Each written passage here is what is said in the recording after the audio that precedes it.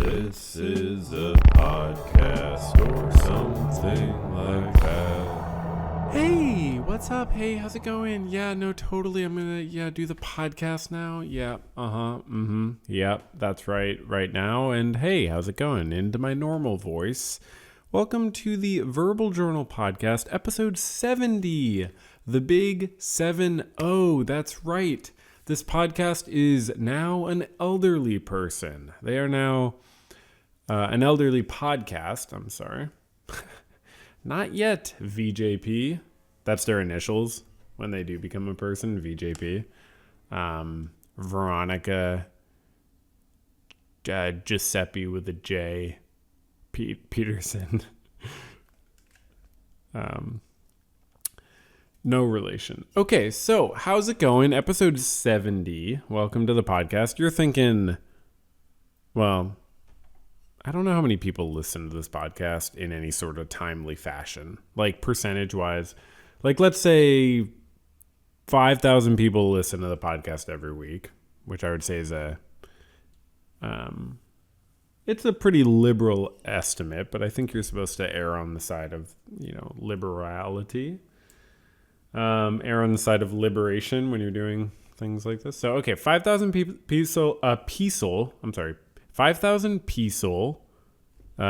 lippin every week. So about 5,000 people listen every week, and there's... Let me just say that a few more times. Hold on. 5,000 people... So let's say 4,500 of them listen within the first hour that the episode is posted, So that would be about 90%, So that's 90% listen in the first hour, according to the statistics that we're sort of theorizing here. So that's a different kind of reasoning than you might be used to. So you might be thinking that's not reasonable, but it is actually, because in this way of reasoning, it's not like induction, where you look at evidence and then you form a principle based on that evidence and then you deduce from that principle. And it's not like deduction where you, deduce from a principle to understand particular instances. It's something else where the instances and the principle are all theoretical. So that's how I like to reason. You know what I mean? Completely detached from reality in any sort of direct manner. No, this is a normal introduction. This is a normal introduction to a podcast. This is, reasonable and expected. The 70th podcast episode is exciting. I'm here doing a really good job. And the reason I'm mentioning the timeliness of the episode is because that 90% of listeners are thinking, hey, TikTok, and they're tapping their watch. And not in the way people do when they're not actually wearing a watch. I hate that. That's, what? Surprise Grinds My Gears segment. Earliest on Grinds My Gears segment that's ever happened in an episode since its inception. I hate people who tap their wrist to pretend that they have a watch on, when they're referencing something and its timeliness. If they don't have a watch on, they don't get to tap their wrist. Okay? I don't wear a watch all the time. I wear a watch, today. I'll wear a watch sometimes. I have a little Casio. I got it for free or something. It's a nice little cute little watch. I'll wear it sometimes for sure. But if I'm not wearing it, I'm not wearing it. You know what I mean? It's this stolen valor that people have with watch culture. And they'll, I'm not even a watch guy. But it's just someone needs to tell these people, it's just if you're not wearing a watch, you don't get to tap your wrist as if you are. Yeah, it's who watches the Watchmen? You know what I mean? Anyways, they'll be noticing people, whether they're tapping their wrist or not, people are noticing this is a Monday. You know what I mean? This episode is usually aired and uploaded. Why don't we say aired? Because it stays on air, so it's not in air. It's more like it's loaded into the ground. I don't know. But it's up. It's loaded up. So up into the air. So are we uploading it? Well, if it's in the cloud, it's in the air. And that's not even the air. Well, clouds are in the air, right? They're not. Are there clouds? Yeah, no. Clouds stop well before the air stops, I would say.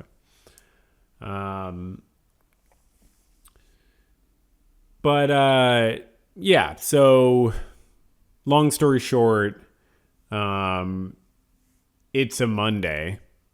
It's a Monday evening, which is crazy. I've definitely never done a Monday and an evening episode at the same time.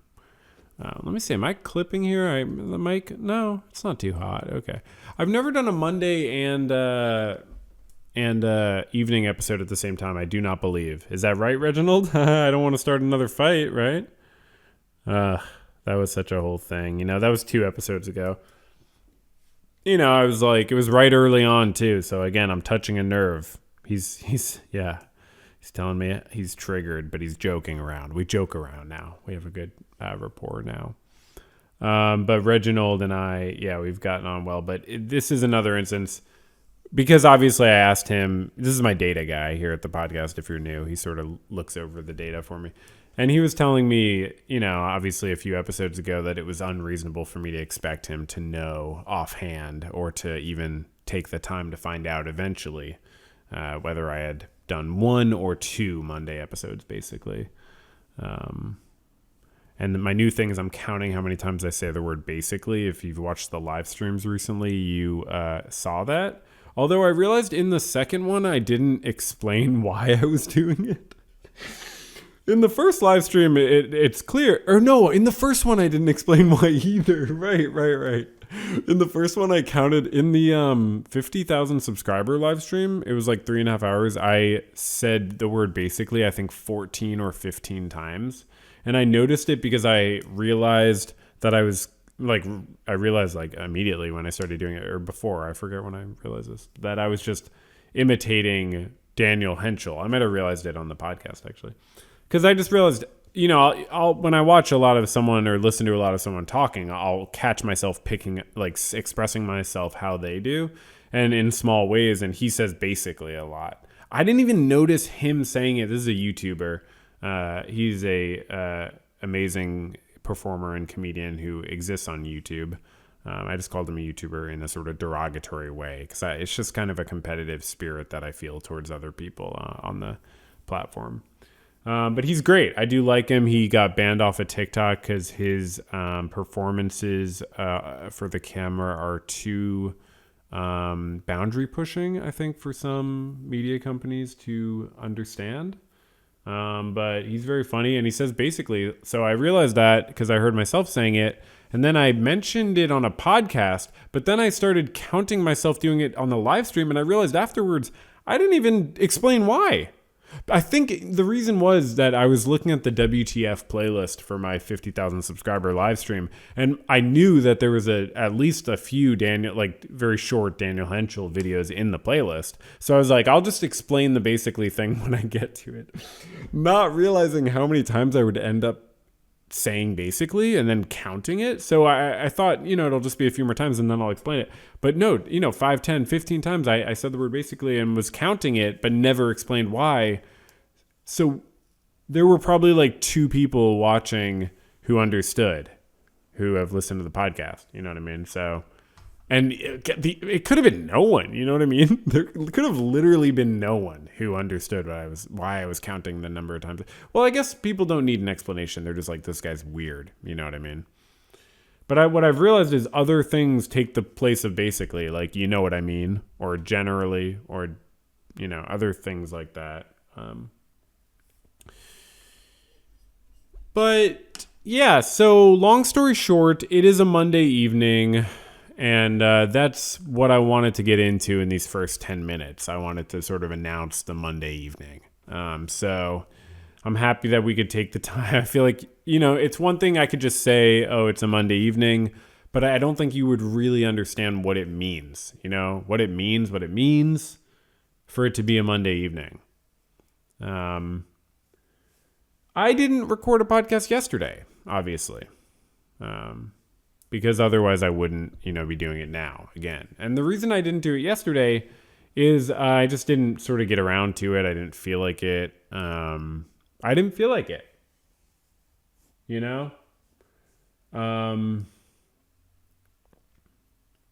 I'm going to talk about it. They're looking at me. My crew here is looking at me because they know what I'm about to do.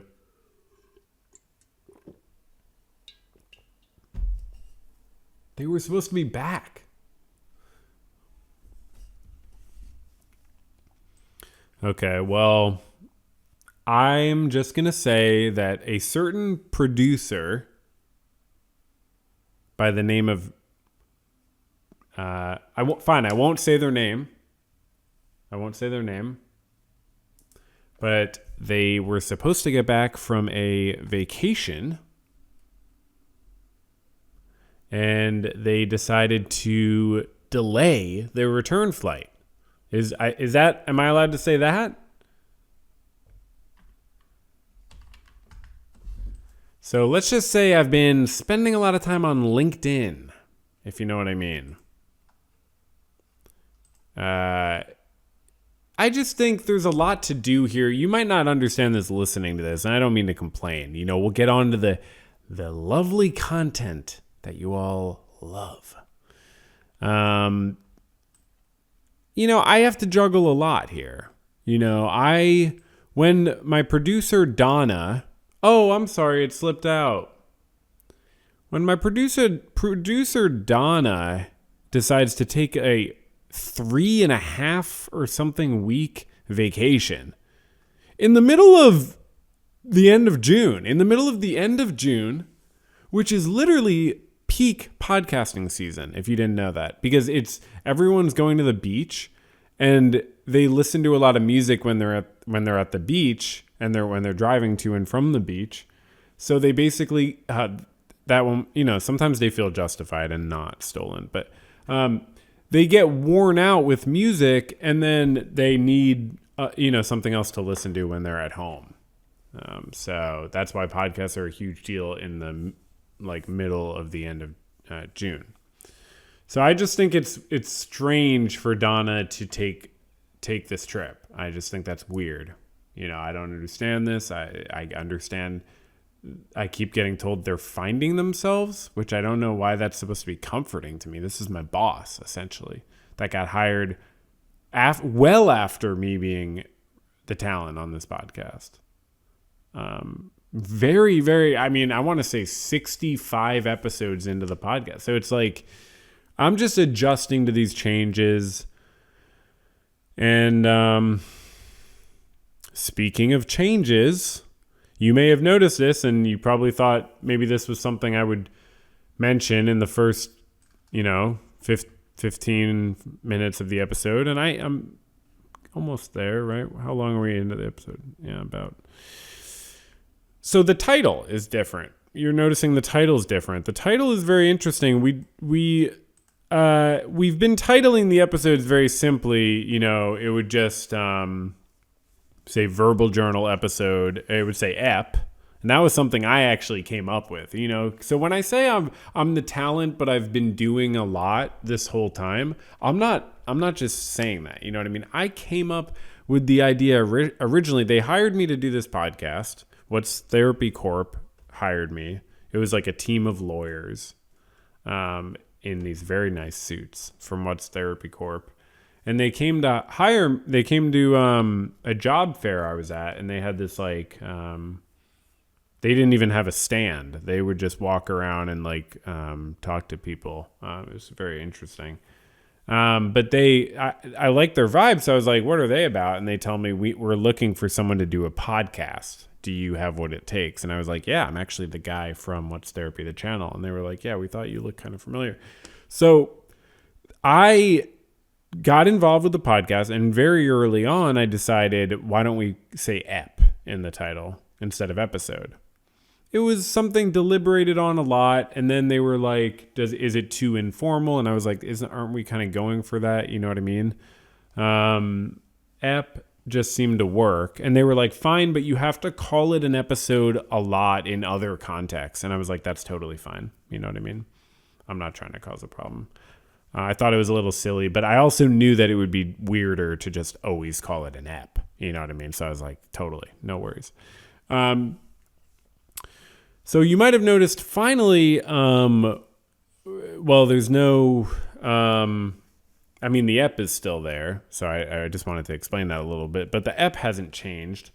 But what's changed is the whole title format. So now instead of Verbal Journal episode 70, title, we have title, and then I don't know what I'm going to do, if it's going to be in parentheses or after a dash. I haven't decided yet. So you're looking at it and you know what I decided, but now I'm going to do the title, dash, probably dash feels, no, maybe parentheses, Verbal Journal ep 70.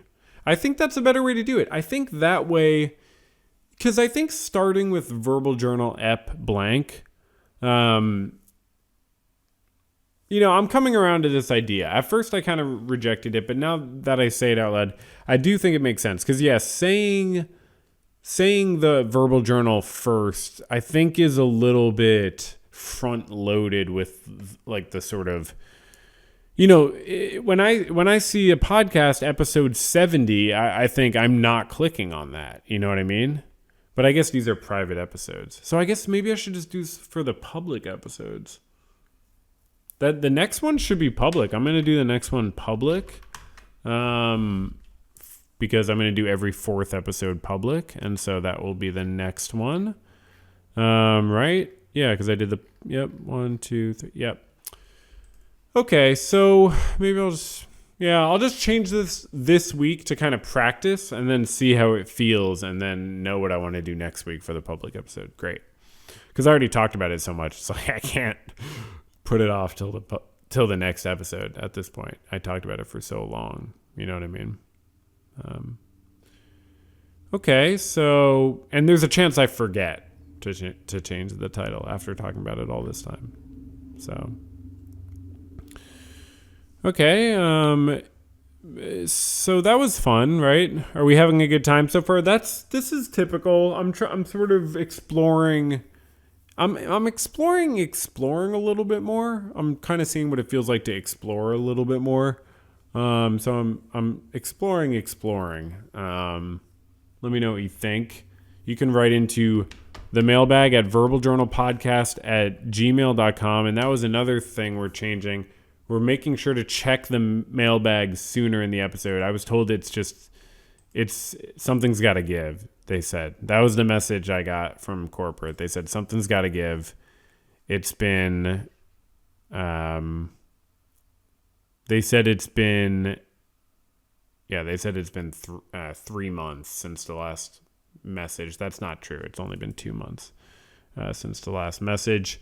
And they don't understand, like, people, I don't know why they care about people writing in to the mailbag is the thing I keep saying to corporate. I'm like, it's not, I don't get why they're so fixated on it. It's kind of like an outdated modality. You know what I mean? But it is, feel free to write in. But if you write in, make sure to tell me what you think, about this whole podcast, because I think that's the main thing that I keep getting is they want feedback, basically. They don't want, they don't want you to, say that you like the podcast. They want to hear what you don't like about it, apparently. I think this is like a whole ploy to kind of get negative feedback so they could be like, did I just clip the mic? Oh God. I gotta get my shit together. I mean, but it's not, I don't set the volume on the interface. You know what I mean? Like that's something Donna would normally do, and now I'm doing it, like, for several weeks in a row. I haven't gotten better at it. I don't get better at it. It was a tiny clip. But anyways, yeah, feel free to write in. Let me know what you think, about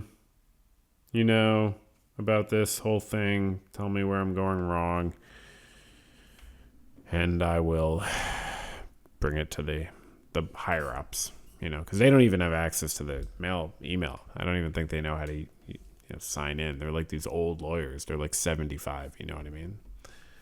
So they don't even know how to use the computer. They're used to like fax machines and stuff. They're like faxing me all my.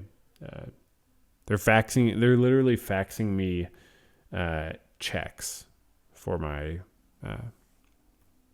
weekly paycheck, which is huge. By the way, I make a lot of money doing this podcast. Recently it's the first of the month, so Patreon charged people's cards, and let me tell you, that was a windfall. I made a lot of money. I don't know when YouTube charges people's cards, because again, I am the guy from the YouTube channel too. I really still don't think the higher ups have put that together, that I'm the What's Therapy guy. So somehow they don't seem to recognize my voice. I don't think they watch the content. They just kind of manage the channel. Okay. I'll withdraw from Patreon. Wow. $100,000. Just like that. Just kidding. Obviously. But thank you for supporting the channel, everyone who does. On a genuine note, I do appreciate it significantly. It is actually not nothing. It really is supportive. It's crazy that I've gotten to the point where I can, it's a chunk of cash each month. So that's great. Okay, so cool. How are we feeling? Okay, so apparently we have a main segment. That's good. We don't normally have that. We don't normally have a main segment. So this is something. I was hanging out with my friend, and the band Grizzly Bear had music come on his Spotify, and I was saying, I love Grizzly Bear. I've seen them live, and I just love their music. And my friend goes, oh yeah, they're great. Oh yeah, they broke up. They're not a band anymore. And I'm like, really? I didn't know that, because I didn't know that.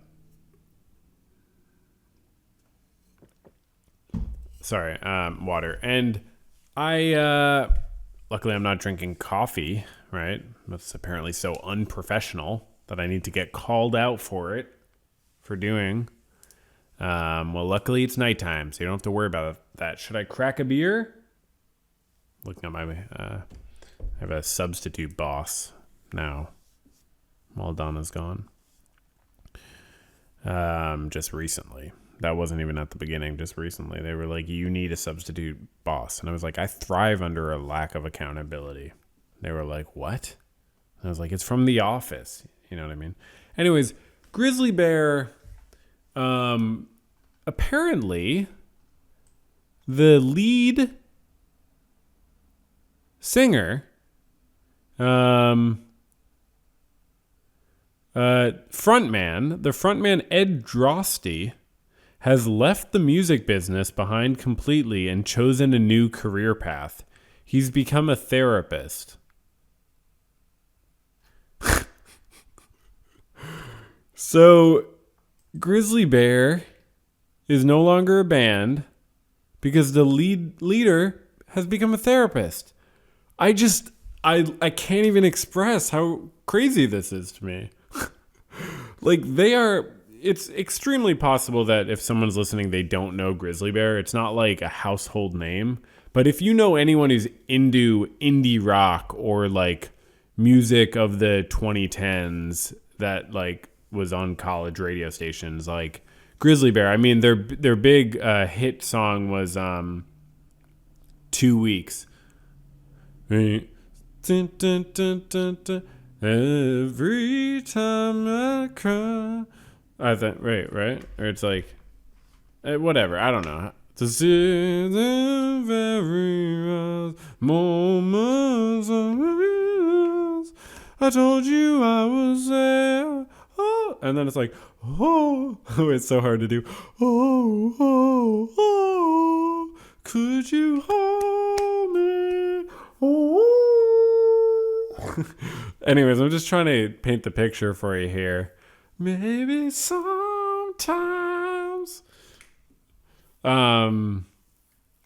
It's like an extremely good band.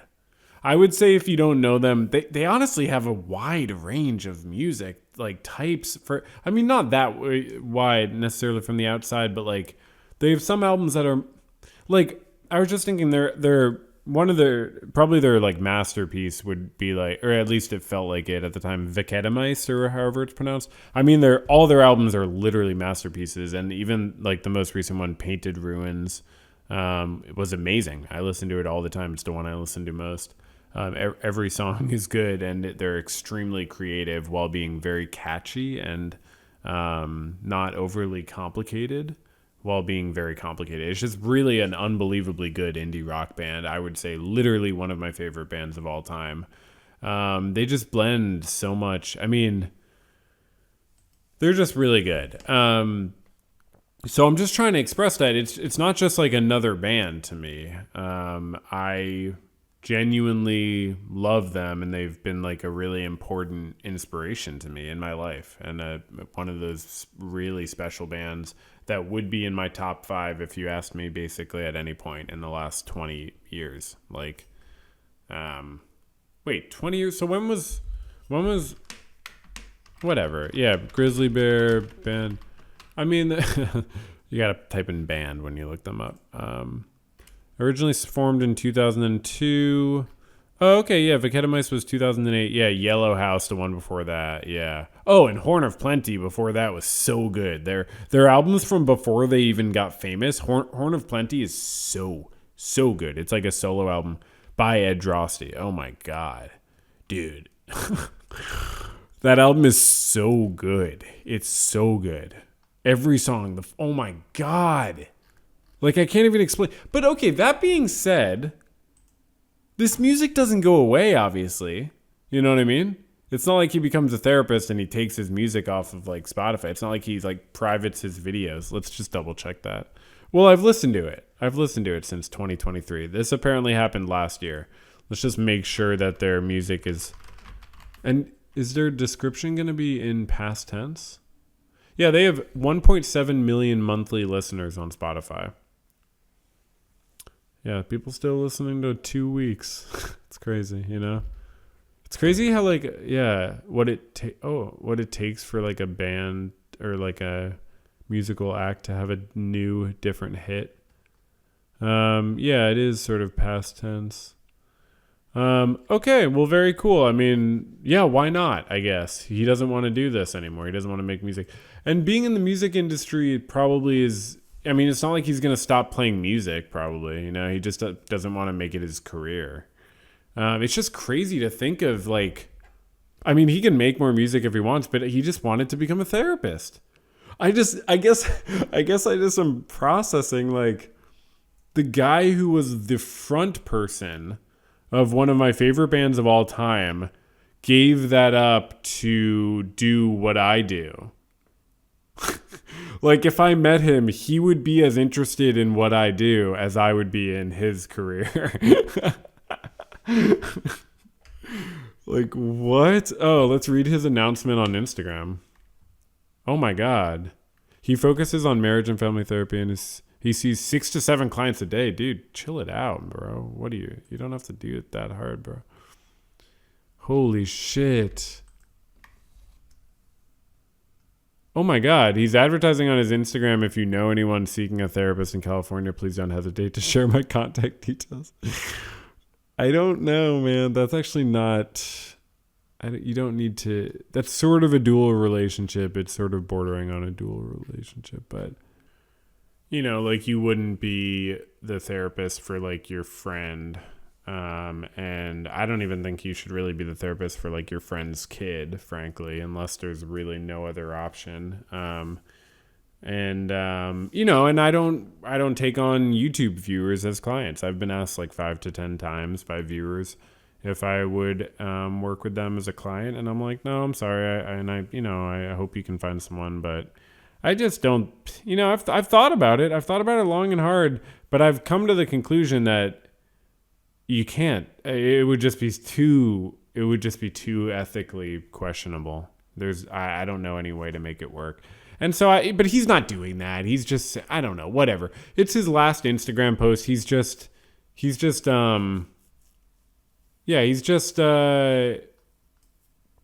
notifying people in a nice way. He doesn't have to necessarily work with people who, you know, find him from Instagram or whatever. He's allowed to advertise himself.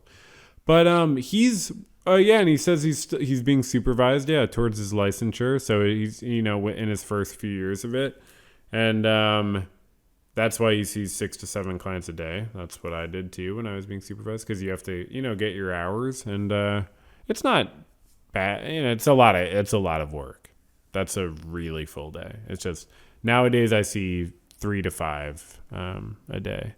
Today I saw 3, and that's still I saw clients at 12, and that was a teleconference at 12, and then I had 4 and 5:30, and it's not a full day obviously, but that's I like that. So anyways, I hope he gets to get licensed soon and chill out a little bit, maybe have some time to write some music. No, I'm just kidding.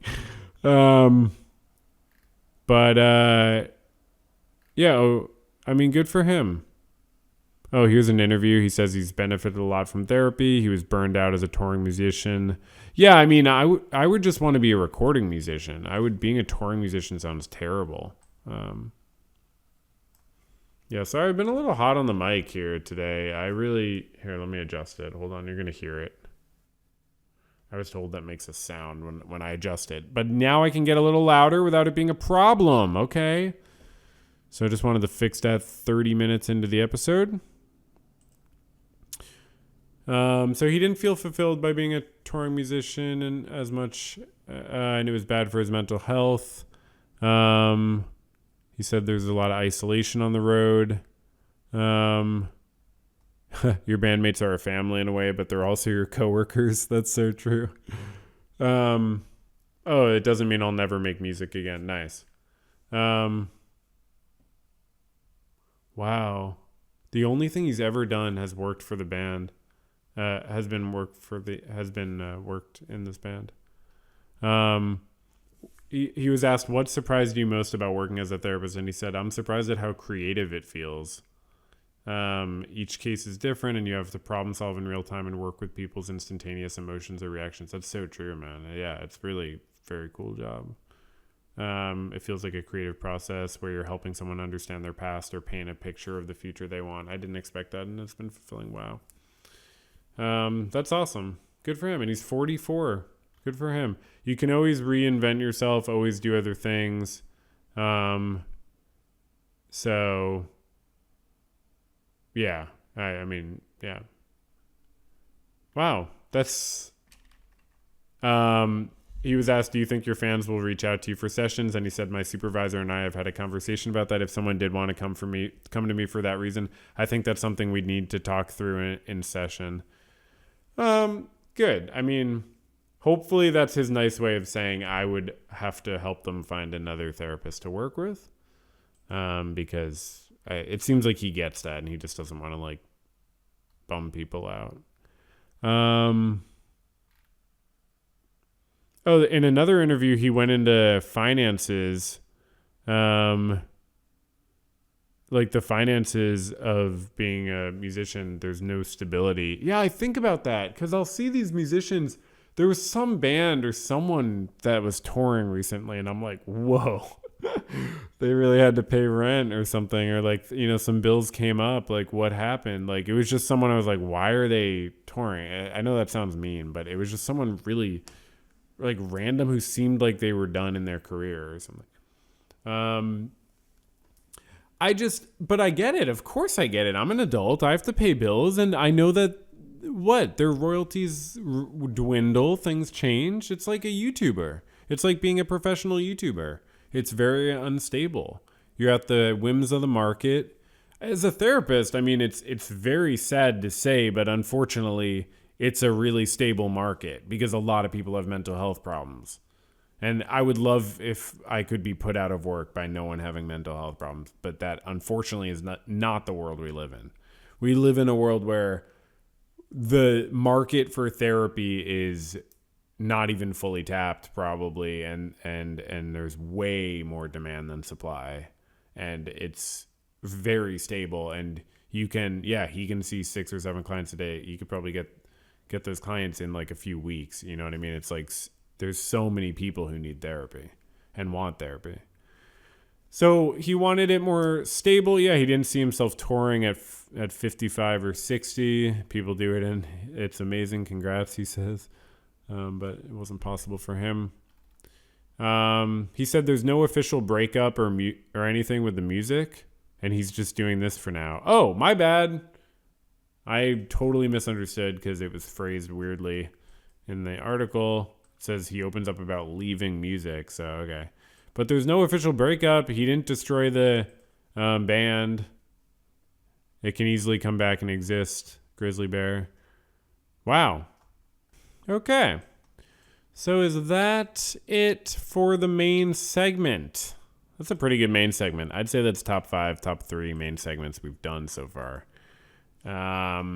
We did the Grinds My Gears segment. Word of the day. I don't think I've said any interesting words. Have I?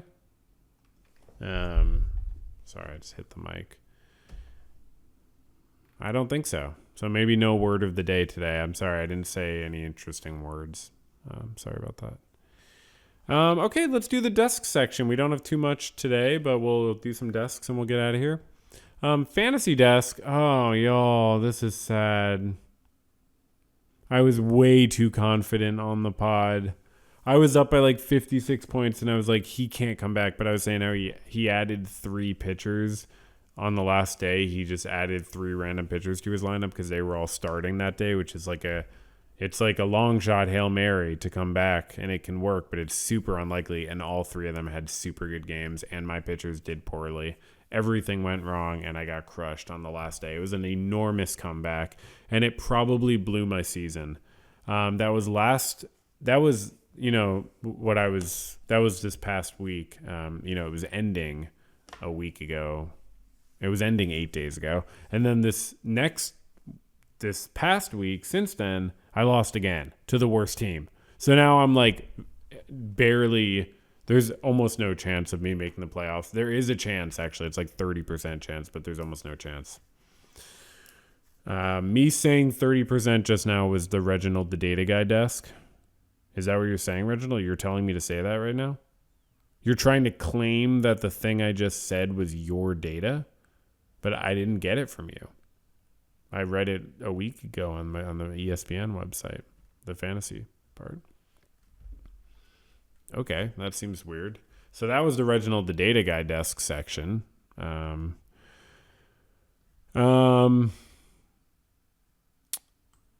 Okay, so biography desk. I'm still reading the same 700-page book about the 9th Street women of the abstract expressionist movement. And it's like 1951 now. And Jackson Pollock is super famous, and him and Lee Krasner are living in East Hampton. And Elaine de Kooning is coming up as a writer for Art News under Tom Hess's leadership, while Bill de Kooning, her husband, has had his first show now and is, renowned. The club sort of just opened recently, which is this famous gathering spot in a loft where these artists got together, all these abstract expressionists and related artists and writers and poets and related art people, and Alfred Barr of MoMA, who I think has some CIA connections, but I think people super play up the whole CIA abstract expressionist connection thing.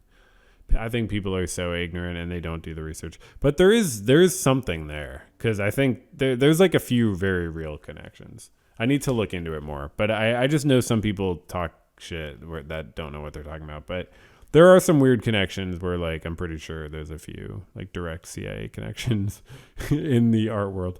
But there's so many different reasons why the abstract expressionists would get promoted. Is it as abstract expressionists? Is it as artists? I'm sorry. Is it as American artists? I meant to say American artists. So what is it about them that gets propped up, and why? There's a lot of different things, and people jump to conclusions about that, I think, on poor evidence. But anyways, I'll learn more about that one day. I'll read a book about that, because I definitely will. But Anyways, it's a great biography. Also, I was reading about Grace Hardigan, and they just introduced Helen Frankenthaler, who just came on the scene, and she's interesting. Her dad was like a Supreme Court judge or something in New York, but then he passed away when she was really young, and then she had like 2 older sisters, and she was just an interesting artist. So I'm gonna learn more about them. And the Biz Desk, so that's the business desk, rebranded. People are loving it. South by Southwest cuts ties with U.S. Army and weapons makers. After several bands pulled out of the 2024 festival, South by Southwest says it has revised its sponsorship model. It will no longer receive sponsorship from the U.S. Army and weapons makers. Wow. Starting next year. The now successful boycott began this March when several artists pulled out of the festival.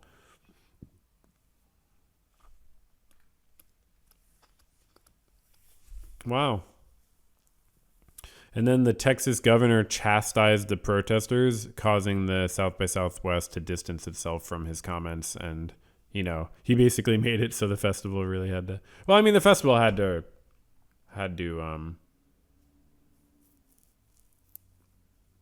respond anyways. Successful boycotts followed in the UK, where more than 100 artists dropped out of the Great Escape Festival, a British South by Southwest equivalent, citing its sponsorship by Barclays Bank. Wow. Barclays suspended its sponsorship of all Live Nation festivals in the UK. Cool. Maybe they should also stop,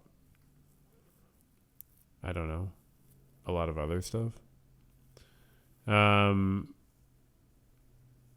bank wrote in a statement this month, the protesters' agenda is to have Barclays debank defense companies, which is a sector we remain committed to as an essential part of keeping this country and our allies safe.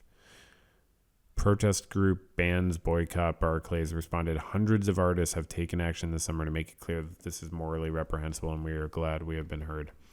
Yeah, I actually don't think the defense companies do a net good job of keeping people safe. I'm just going to go out on a limb and say that. But this is the biz desk, not the politics desk. Am I right? Nothing on the chess desk today. It's optional, and I choose to talk about it, but then there's nothing there to talk about, so I have nothing to talk about. And we'll do a patron shout-out next episode. For the public episode, too. You know what I mean? So, yeah. Goodbye. Thanks for listening, and I'll see you another time and talk at you. Okay. This is a podcast or something